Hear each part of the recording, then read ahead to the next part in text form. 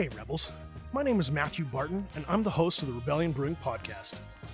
Today's guest is Jason Van Rassel. He's an Alberta-based beer writer and blogger who's been active in the Alberta craft beer scene for many years. I personally became aware of him when I saw his name repeatedly popping up in beer threads on Twitter. I started taking him more seriously when Rebellion President and CEO Mark Heisey gave his recommendation and said, "You should follow Jason on Twitter and pay attention to what he has to say." And so I did. A few weeks ago, we were getting into our brand new wet hopped Comet Solo Crush beer, and Mark said, "You know what? This beer kicks ass. Let's just send it to some of our favorite people." And Jason was on our list. But then he said, "Hey, I'm coming to town for a visit." So I just said, "Come on the podcast. Come drink a beer with me. Let's have a great time." So let's get into it.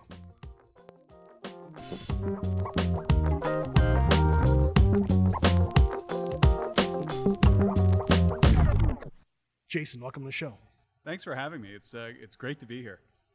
I'm pretty jazzed to get to share a beer with you finally. Yeah, same. I've been talking a lot of smack on Twitter. Yeah. Yeah, you got to be a bit more polite in person, I guess. Wow, Prairie Boys, right? Yeah, maybe. A little rough on around the edges. You could take it. Yeah, it's all good. So what brings you to Regina? My wife is doing some researching some family history. So her great-grandfather was the town doctor in Rabbit Lake in, I guess that's northwestern Saskatchewan, sort of near the Battlefords, I guess. If I sound tentative, it's because I only just learned all this in the last couple of weeks. And so we had a vacation back to see our folks out east canceled because of the pandemic, and we were trolling around for ideas and things to do. And Leah just had this revelation one day that Rabbit Lake actually wasn't too far from Edmonton, where we live. So we kind of planned a little bit of an agenda and decided to go to Rabbit Lake. Not spend an entire week in Rabbit Lake, as interesting as it is, and I can get into it in a second. We wanted to see a bit more of Saskatchewan. It had been many years since either of us had been through the province. I knew there were a lot of cool breweries here, too, so I guess it was a bit of that marital quid pro quo. You know, we did the family research thing in Rabbit Lake, and we've got some other destinations as we head back to Alberta that have some family significance. But she's like, where there's some breweries you want to go visit. So we rolled through Saskatoon on a Monday when pretty much everything was closed. But we got to Regina yesterday on Tuesday and had a lovely afternoon on the patio at Multinational. And here with you guys today. So we're going to probably hit, I think it's Rafter R in Maple Creek on our way out of the province, and spend the night in Medicine Hat, which also has, I think, 3 or 4 really good breweries now. So it's been a good trip all around. Nice. Well, if you said you haven't been to Saskatchewan in over a decade? Oh, definitely. So, like the craft beer scene has completely exploded in the last 5 to 7 years. Yes. I mean, the last time I was here, there would be Paddockwood in Saskatoon and Bushwhacker here. That was it. And the real cool thing is being here and drinking the beer, because a lot of the breweries aren't in the Alberta market right now. So, Paddockwood was actually way back in the day. It's not anymore.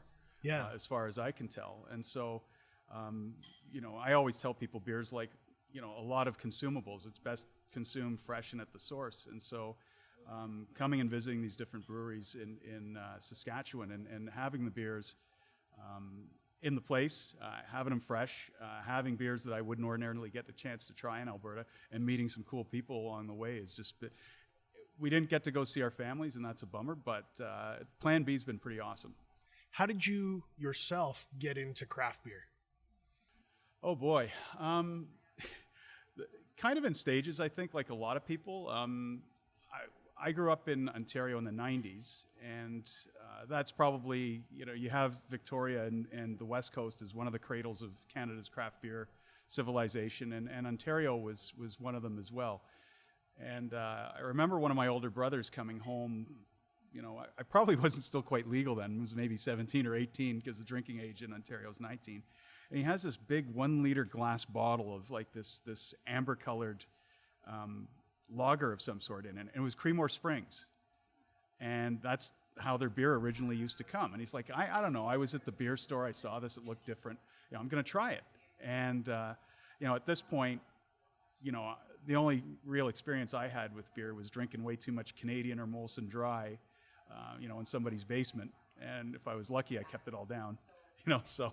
Drinking it because it was wet. Yeah, not 'cause it tasted great. yeah. And I remember drinking it, and it definitely had more flavor than I expected, and wasn't entirely cool with that at first, but then realized, like, hey, this is actually pretty good. So that's my first tangible memory of, like, drinking something different and not quite being won over right away, but then keeping at it a bit, and it definitely piqued my curiosity. The other story I like to tell people is that I also started deliberately buying craft beer in university, because I found that if you went to a party and you threw it in the cooler or in the fridge, people would stay away from it. they wouldn't drink your beer. So it became a tactic, and I think, it started out as a tactic, and I think it became, obviously, I kind of like these beers too. I'm going to drink more of them, and that's how it started. It was on hold for many, many years, because I lived in the Arctic. I was in Northwestern Ontario for a couple of years, working for my very first newspaper after journalism school. It was a small weekly paper in Northwestern Ontario.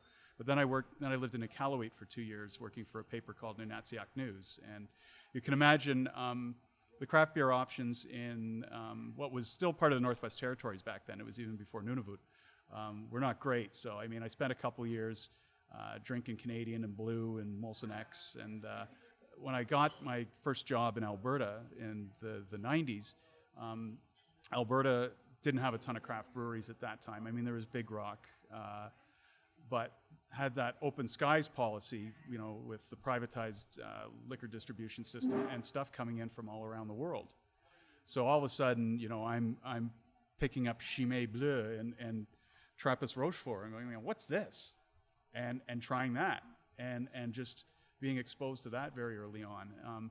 But it was definitely those first few years in Alberta as a craft beer fan. It was lean times for homegrown beer, and of course Alberta's exploded greatly too in the last since 2013, I'd say. But that's a really long and circuitous way to tell you how I got into craft beer. But there were a couple different milestones along the way, and they're pretty far spread apart. So, well, let's not waste any time.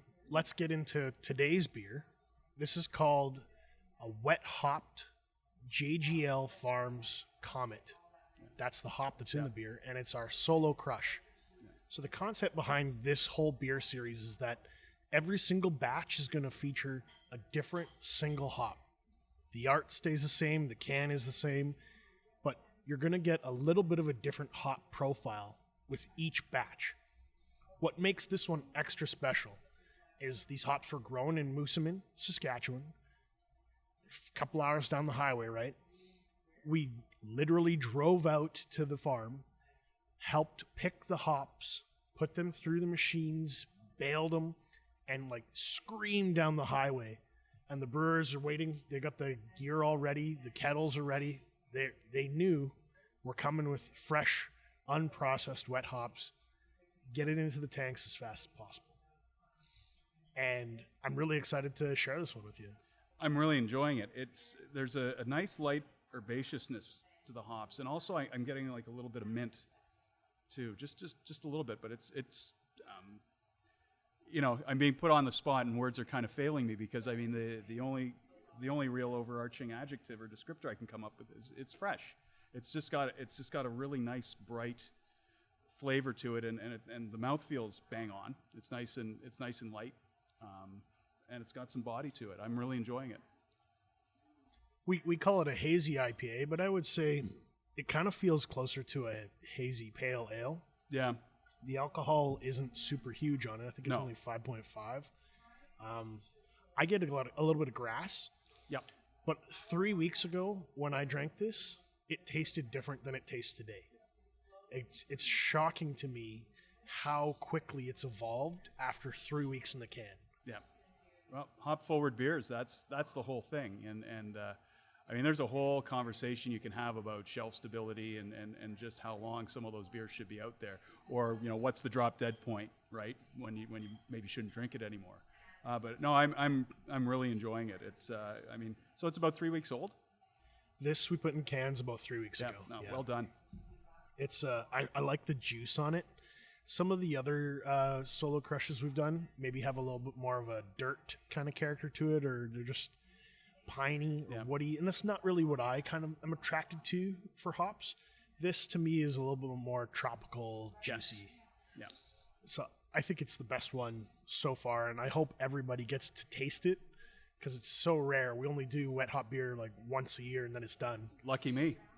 Well, you know, that is the advantage of coming and visiting, right? You get that, you can catch that lightning in a bottle, metaphorical bottle, or lightning in a can. You know, the beers that are only coming out if you're there at the right time in the right place. So glad to be here, and I'm loving it. I think that ephemeral, hard to find nature makes it just a little bit extra special. Like it's not just a story you're being told or marketed. It's like this is an actual experience. I can't stop sipping it. It's like, well, I mean, I'm down to about a quarter of a glass, so I'm in the same boat. I'm gonna send you home with some. Awesome. Just so you don't miss out. I don't recommend aging it though. No, it's not going in the cellar. Oh, it's so good, but I just gotta slow down. I just like it too much. It's like Frank the Tank in old school. Once it hits your lips, it's so good. You're talking a little bit about the Alberta craft beer scene. Yeah. I'd love to touch base with kind of what you guys are seeing in Alberta. How's it going there for craft beer? It's been a really interesting last couple of years. I think that when the real impetus was the provincial government dropping minimum production quotas that kept small players out of the market. You needed millions of dollars, and you needed, I think, to have 500,000 liter capacity to get into the game before 2013. So you can imagine the kind of scale and you need in terms of money to do that. When that first wave of breweries kind of opened up after 2013, I'd say there was a deluge in terms of numbers. I don't think there was a corresponding surge in quality.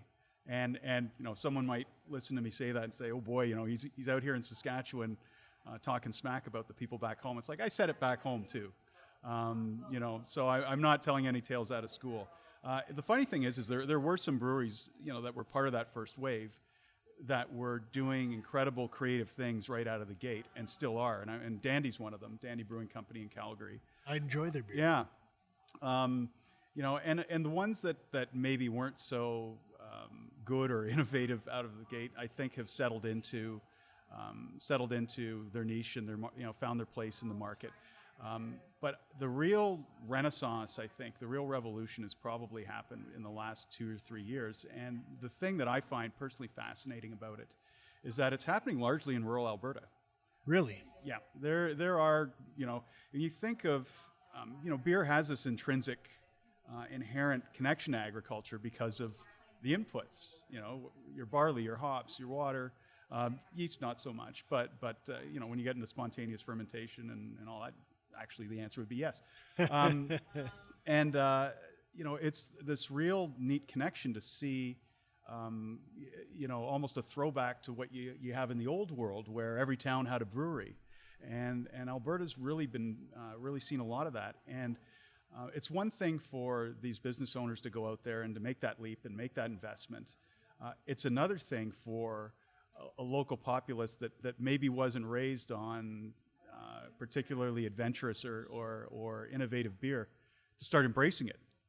You know, to have people in, you know, that are Coors Light and Bud drinkers, you know, walking into Blind Man Brewing in Lacombe to pick up, you know, a foeder-aged Brett Saison, you know, and that happens. So I think the breweries themselves in Alberta have done a really good job of innovating and moving the goalposts along in terms of the kind of beers that they're brewing, and the marketplace is moving along with them. There's always going to be education to do. You know, you look at any of the rating sites, you know, and you look at some of the ratings that people will leave on these beers that, by all objective measures, are awesome. It'll be like, oh, it tasted kind of dank and like a barnyard, you know, hated it. And it's like, well, actually, if you knew something about that style, that's the way it's supposed to take. So there's always education to be done. And I think the Alberta market's still a very young market, but it's I guess the easy way to sum it up is it's gone very far in a very short period of time. I do see some entrance into our market from Alberta, but I do know that there's red tape to get across the border, whether from Saskatchewan to Alberta or Alberta to Saskatchewan. You're running into some barriers. So it feels like the bigger guys, maybe they have a more presence. But the ones that I'm more interested in are tougher to get and less easily available. And I don't know, I'm not saying that's a virtue or not, but I'd really like to see some more Dandy and some Cabin, you know? I like those beers. And when people bring them back from Alberta, say my cousins, I'm happy to trade with them and say, take these back and share them with your Alberta buds and see what they say. Yeah, free the beer. It does seem kind of crazy that in a confederation that we are, that products don't seem to move so easily across those provincial boundaries. I know that the owners of Ribstone Creek Brewing in Edgerton, Alberta, which is very close to Lloydminster in the provincial boundary, they were some local farmers who wanted to find something that would kind of revitalize the local economy a little bit.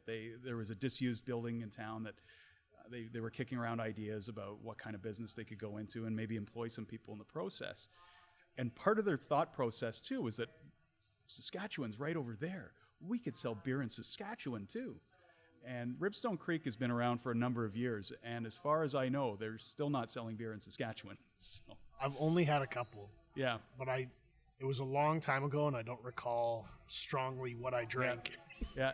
But that was part of their business plan, and then smush right into the wall. Yeah. Their business plan very quickly changed. We've been talking about how we would like to see, as the Sask craft beer community, parity between the Western provinces. So whether it's production levies, regulatory red tape, kind of the expectations that are placed upon you as a business, we'd like to see some more uniformity in the regulations. We want them to make sense. It's not that we don't want to pay taxes.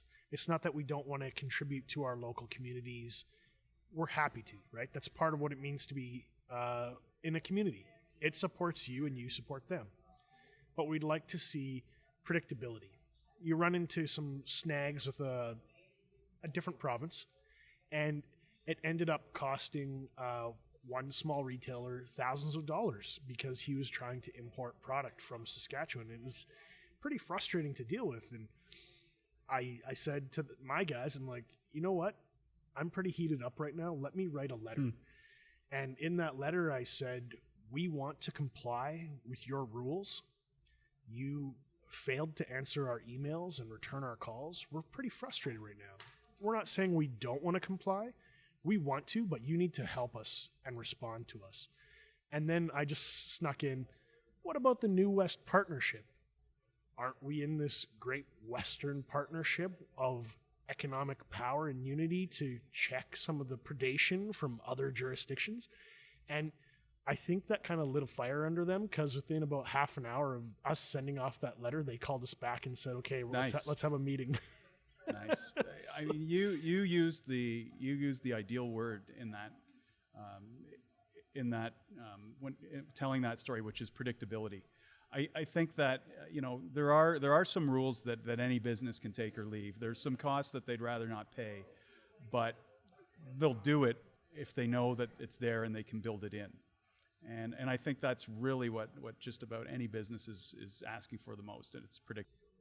What's really wild to me is Alberta doesn't do it, Saskatchewan doesn't do it, but Manitoba won't let retailers set a price on their products. So they order from a single purchaser, that single source, that government-owned entity, and then they put it on the shelf, and the government says, I'm going to tell you what the price is, and that's what you sell it at. which is counterintuitive because I think if you want to put a product on sale or you want to attract consumers, you want to do a limited time offer or incentives, or maybe something's about to expire, you need that kind of flexibility to appeal to your customers. Totally agree. And then I look at Alberta, and it's kind of, you guys are kind of like freewheeling and very aggressive. You import a ton of stuff. I'm doing my finger gun, pew pew pew. Yeah. That's us. And Saskatchewan's somewhere in the middle. And I talked about this earlier with Jason Foster, but I kind of wanted to ask you, what do you think? Oh, man. Jason Foster is the policy guru in our province, so I think whatever he thinks. Not to make too much light of it, but seriously, he's a person who spends a lot of time breaking it down and studying the policies. And so I think that I would definitely defer to somebody who's spent way more time than me doing it. I think what I can tell you and be pretty honest and pretty earnest about it is what in my role as a beer writer and as somebody who goes out and interviews people, I can kind of give you a reflection of what they're telling me. And it has a ring of truth to it, certainly, when you hear it often enough. I think one of the things that stuck with me most in some of the recent chats I've had with industry people, I talked to Mike McNeil, who's he was the former executive director of the Alberta Small Brewers Association. He left the position sometime, I think, back in the summer. But not too long before he left, he and I had a fairly wide-ranging interview on a number of subjects. And make no mistake, the interprovincial trade barriers are a huge irritant to the industry and continue to be. But one of the things that he said that struck me, and I think part of the reason I'm thinking about it now is because it was a little bit exceptional in terms of the conversation doesn't always go to this place, is, we still have a lot of work to do within our province. We still have a lot of work in terms of breaking those exclusivity agreements that municipalities might have with, a multinational brewing conglomerate, that sells beer in every arena. And I'm not even talking about Rogers Place. I'm talking about just your municipal community arenas or in your golf courses and your curling rinks. And I thought that was a really good point. When you aggregate all those small changes across all these communities in the province, or across all, say, the community golf courses or community arenas, in a city like Edmonton or Calgary, that's a lot of beer that's being sold to a lot of people, in a lot of different places. It's a revenue thing for sure, but I think the other thing is that huge intangible that's so important, which is exposure. Someone walking up to the canteen at their local golf course and asking for a Bud Light, and the person saying, well, we don't have Bud Light, but we have this. And and I've seen this, Klondike Days in Edmonton went completely craft beer a couple of years ago, and some people lost their minds. They couldn't get a Bud Light. It's like, I'm not drinking anything. But there were a few people that after they got over that initial sort of, their brain broke for a second and they're like, well, what am I going to drink? They were handed something local, and I bet you a lot of them came away from it enjoying it and maybe making the switch. I think it's an easier argument to make for people to drink local when they understand that this is Saskatchewan barley, this is Alberta barley. These hops were grown in your backyard. It supports local farmers. Yeah. I think about that a lot. You kind of touched on it in your previous answer, but I would keep coming back to, you're a beer writer. What excites you? What essential story are you kind of chasing now? Like, what questions do you want answered? Yeah. I want to see where the industry is going to go. I don't think that makes me unique. I don't think that, there's a really insightful journalist. He thought, he wants to look into the future and find out what the next big thing is. That's probably a very common question, but I think we're at a crossroads in Alberta. It's natural to be curious about the future, but I think this is a particularly pivotal time to be thinking about the future. And, we've been asking the saturation question a lot in Alberta. because we're up around, I think, between 125 and 150 breweries now. The pandemic's thrown a lot of the modeling, I think, out the window. I think under normal circumstances, I would say there's still a lot of room to grow. When you look at the fact that craft in Alberta, I think, sits at about 12% of the market. That's a lot of runway you could be taking away from the big guys. And so I don't think we're close to the saturation point in Alberta, because I've been asked that question a few times, and I don't think we are. We know a mature market can get to about 20 to 25% market share. Yeah. Here in Saskatchewan, we're sitting at about 5% market share. And still they say Bud Light is the number one selling beer nationwide. And it's like, man, we're working our asses off.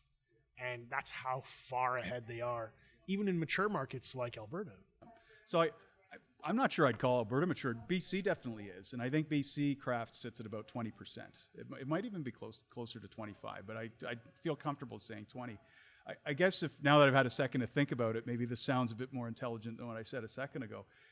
It's not so much, or it is, where things gonna go. But if I had to refine my answer and kind of drill down a bit deeper, it's how do we break that metaphorical ceiling?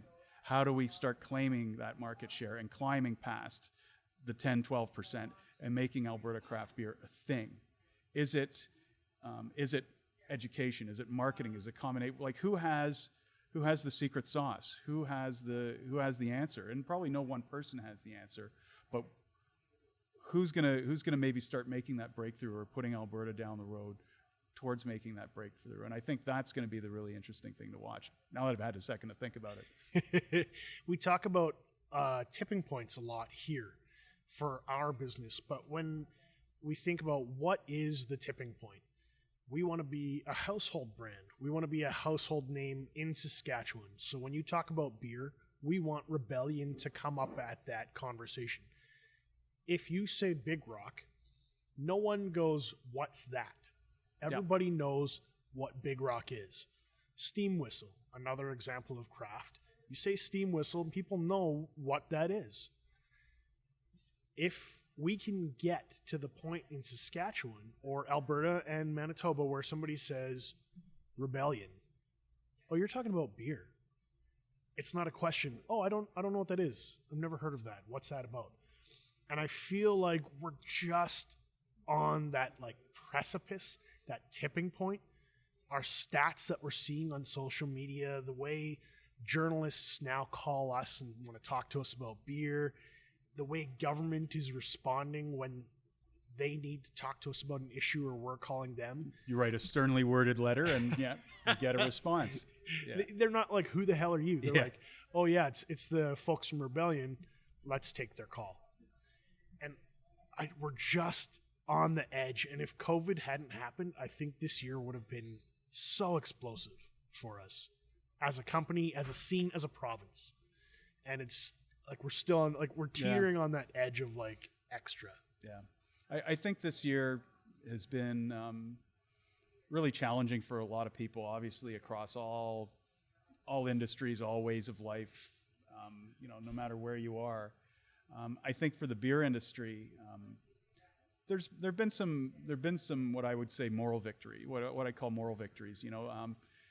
The industry in Alberta pivoted really quickly with getting delivery, online shopping, and those things off the ground, and I think that stabilized things, or at least it slowed down the rate at which they were going to start to lose money because tap rooms couldn't be opened when things were locked down and bars were closed during the lockdown.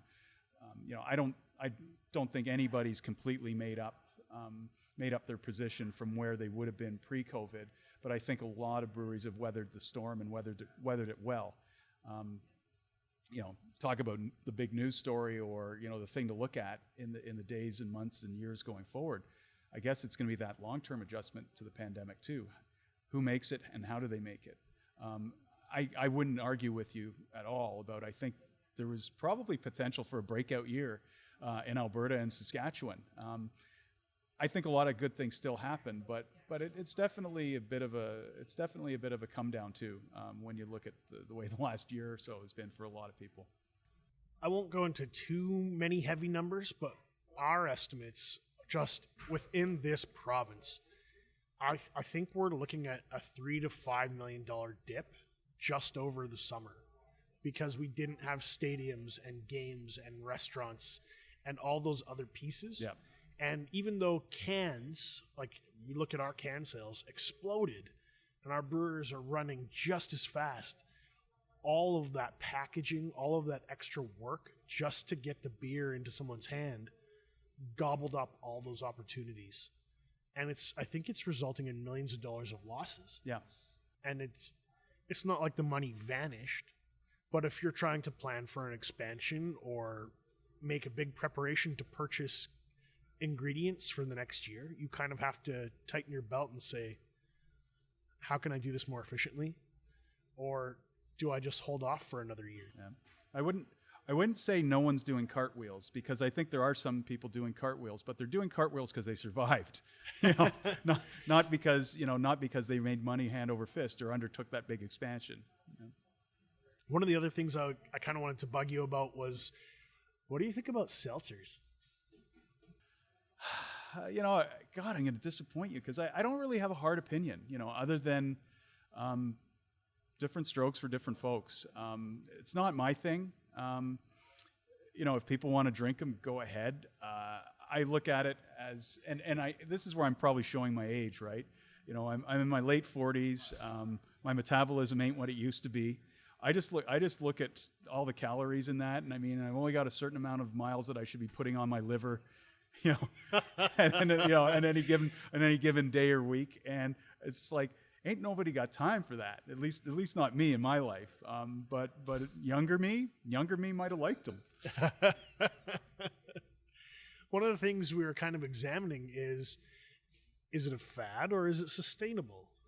And I don't know how closely you follow the American Brewers Association. Yeah. Bart Watson recently just released some numbers saying how quickly it's dropped in popularity. And I'm like, is that because it's getting cold?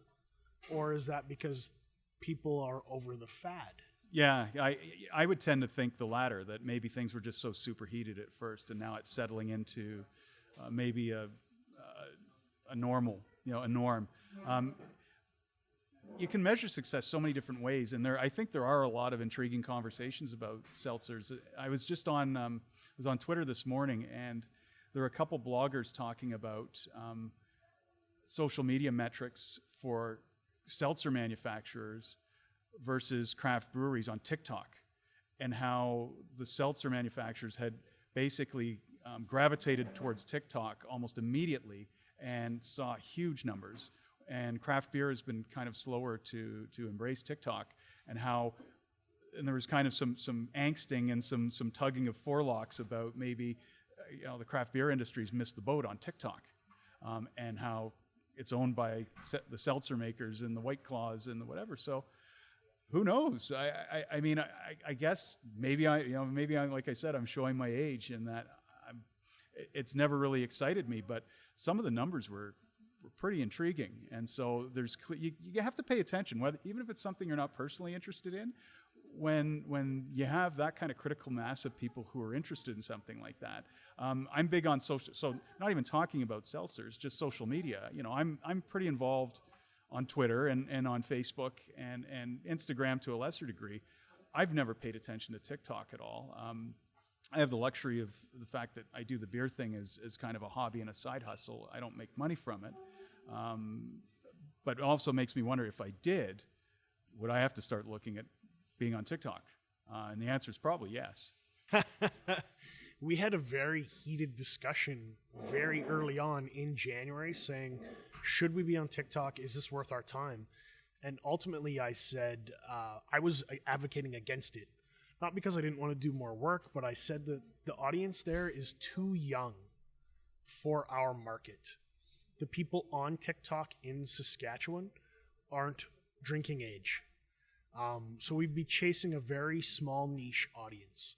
But I had to pull out the numbers and say, this is where our audience is. And, if we wanted to attract 15-year-olds to drink beer, then that's where we would be. But that's not our target audience. And I wonder what the Liquor Commission would have to say about that too. Well, that's kind of, when you bring that up, I'm like, man, those sneaky bastards. Like, marketing on TikTok to me is hitting kind of like that sub 18 demo. I think in a couple years, when that audience matures and grows, maybe there's more incentive for us to be present. But this year I said, let's hold off. I think a good strategy with social media generally is to be deliberate about it. I've seen so many people that are, it's the digital equivalent of clients in the communication business. That we need a brochure. Well, why? Who's your audience and why? What do you want to say?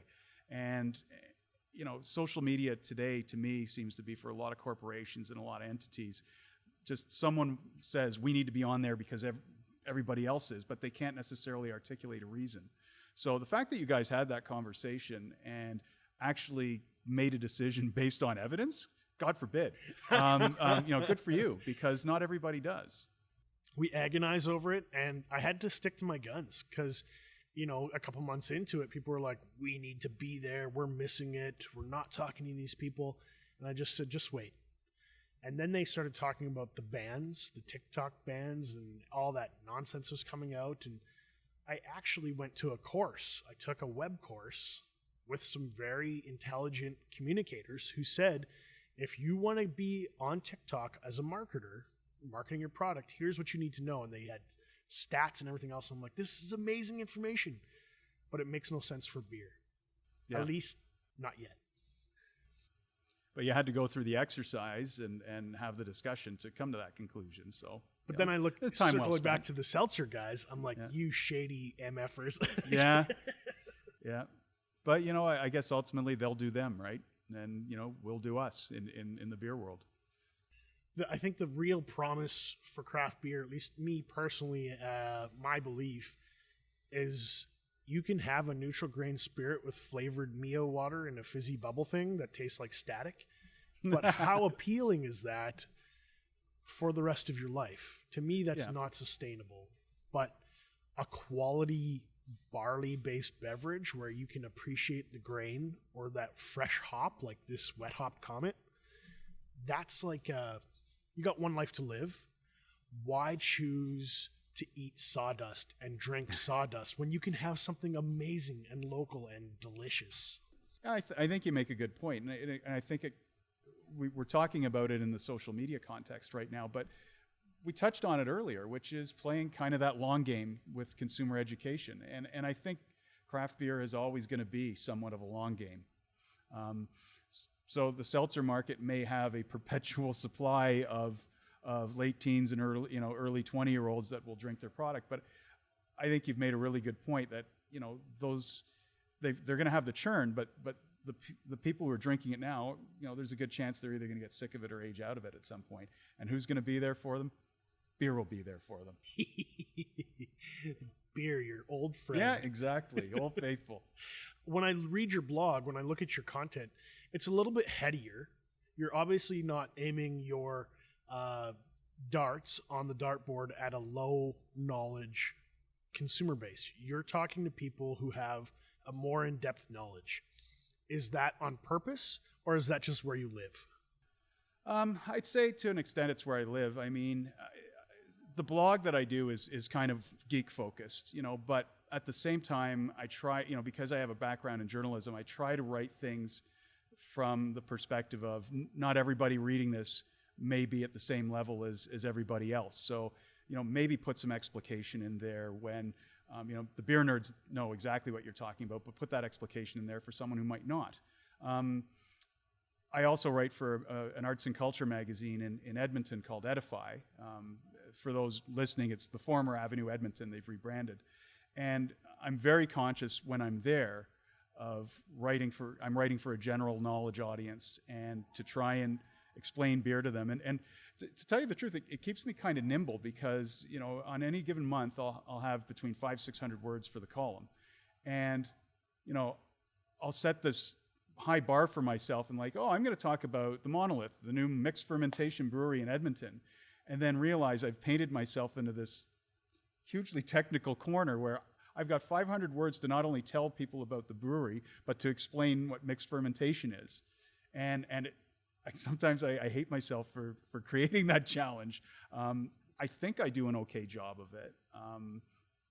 I've had a column in the magazine for 3 years, so they keep asking me back every month. The blog, I would say definitely, I make a few more assumptions that someone's made a choice to come here. They're probably nerdy about beer, and they probably already know what I'm talking about. But I also don't want to be a gatekeeper and necessarily put off somebody who may just be getting into beer, because we were all learning at some point. I want to say your writing to me it feels more neutral. You're not injecting a lot of snappy kind of hot takes into it. And from my perspective, I think you could afford to, from an entertainment perspective, but I also respect your staid journalism training that I too once went through. Yeah.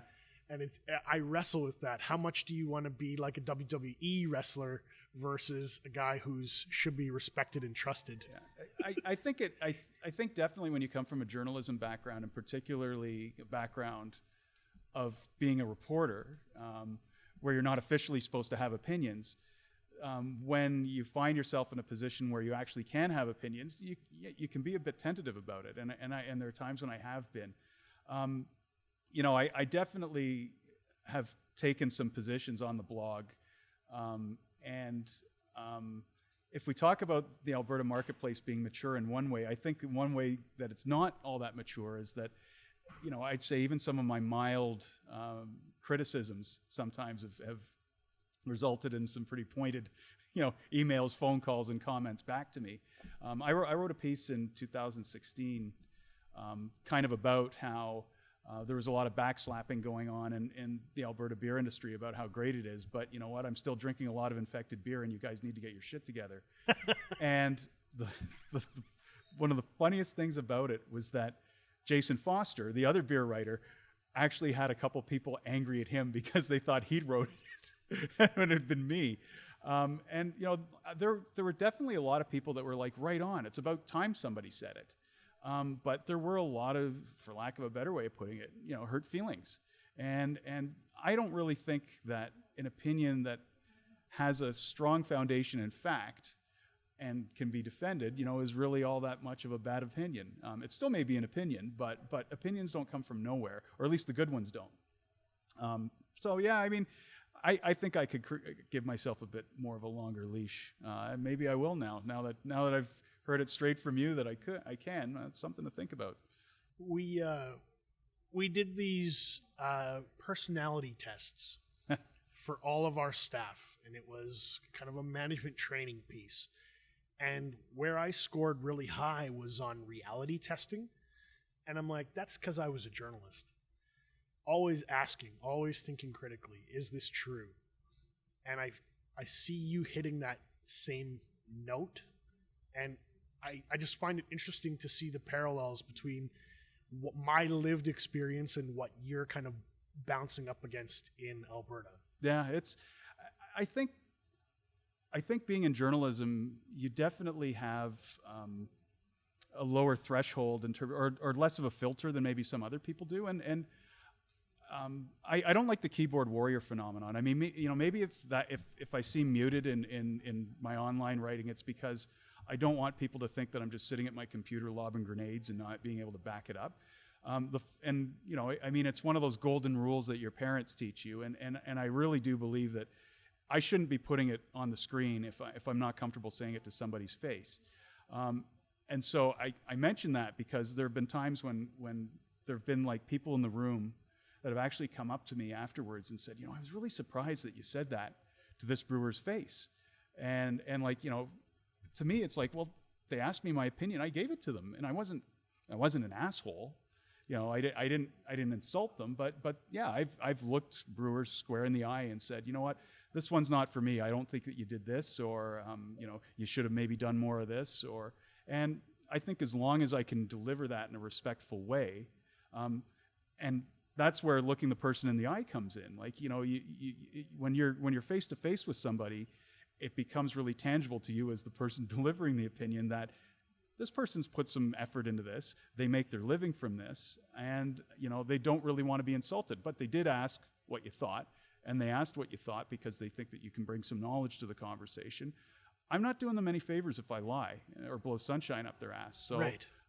Let's give them the straight goods, but maybe just try not to be an asshole about it. Don't be an asshole. That's a Yeah, great piece of great rule for life, right? We need that for 2020. I think some of the strongest brewers I've met are deeply self-critical.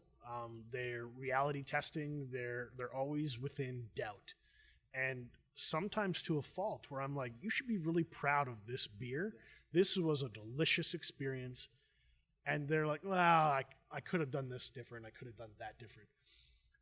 And when I've drank their other beers, you can just see their commitment to improving, which I think is all you can really ask.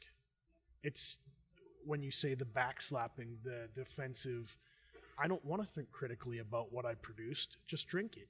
It's like, well, be your best. And if you're not working to be the best, why are you doing it? Right. No, and I would say my own experience with some of the top brewers in Alberta, exactly what you said. They're going to actually be harder on themselves than you could ever be, and it's because they know the craft inside out and upside down, 8 ways till Sunday, and so they're detecting, you know, those minute flaws that I could never pick up, but they know it's there because it's their beer. And they know it's that one iota or one touch different from the last time they made it when they really thought they nailed it. And I think the most committed brewers and the most professional ones are the ones that you can give the straight goods to because they are constantly honing and constantly refining, and they want to dial things in. Last week I talked to Jordan St. John, and it just keeps coming back to me when you speak. He says that I want to talk about the exciting great beers. And now I get to plug in your piece where it says, I don't need to bash the mediocre beers. Let's just not talk about them. Let's focus on what's great. And to kind of see you and him on that wavelength is really interesting to me because you guys are half a country apart. And you didn't talk to him before you came on this podcast. No. You can confirm. You're not like, let's slip one past Matt. And Yeah. So, I think I would differ with him a little bit in that I don't necessarily agree, and I've heard the sentiment a couple times among beer writers where it's like, you know, we can take the bad stuff, and the public will know it's bad just by inference because we don't talk about it, and I think that maybe is. And I'm not saying Jordan was the guy who's exclusively said this, and I'm not taking issue with Jordan's opinions. If you're listening, Jordan, but I think there is room to be critical, and you know, I think the reason there aren't a lot more negative opinions on my blogs or on tap check-ins or whatever is just because of I'm self-selecting. I'm gravitating towards beers and breweries that I like and know they make good beers. When I get surprised by a subpar offering from a brewery I usually like, I'll say so. If I try a new brewery and did not meet my expectations, I'll say so. You know, because I think that just ignoring the bad stuff doesn't help the consumer who's standing there at the shelf wondering, like, hey, is this brewery any good? Oh, well, there's an absence of bad opinions, so therefore it must be good. Well, that's not really logical. You know, I think that we do have a role in providing some honest criticism. But I think, again, it comes back to delivery and not being an asshole and realizing that there are people who are making a living and putting a lot of sweat into things.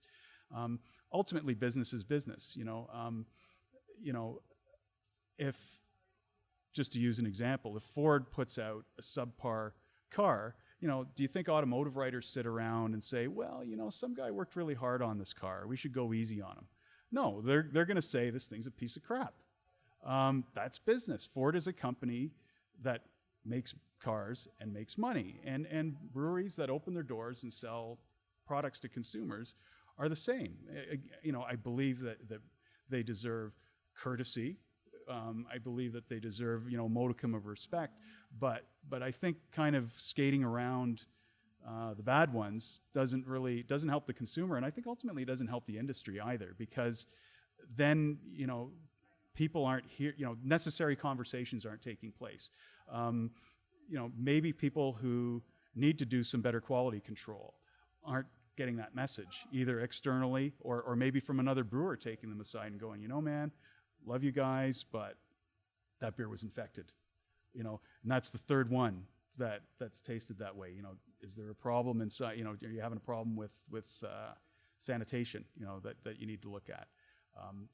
So I get what Jordan and some of the others are saying with that, and I would say that I don't spend an inordinate amount of time seeking out the bad stuff and looking for things that I can just sit back and rip apart.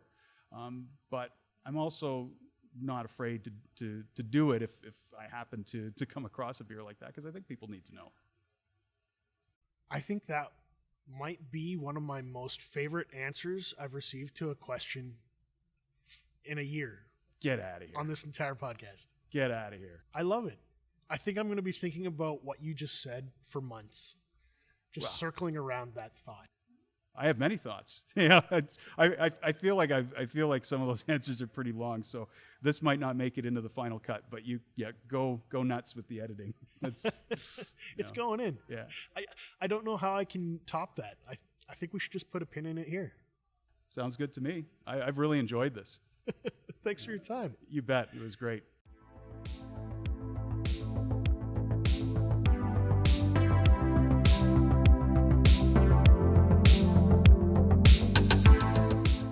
Rebels, thanks for listening today. If you have any questions or comments about this episode, be sure to join us on our brand new Facebook group page, the Rebellion Brewing Podcast. It's at facebook.com/groups/Rebellion Brewing Podcast. Super easy to find. I'm also proud to let you know that we're members of the Saskatchewan Podcast Network. It's a one-stop shop for tons of locally produced shows from right across our province. You can find them at the saskpodcastnetwork.com. I'm going to include links to Jason's blog and Jason's Twitter in the show notes. Be sure to check them out. If you're into craft beer and you want to find out what really good informed opinions are, follow them on Twitter. It's worth it. Also, be sure to follow us on Facebook, Instagram, and Untappd so you don't miss out on the latest news in Sask craft beer.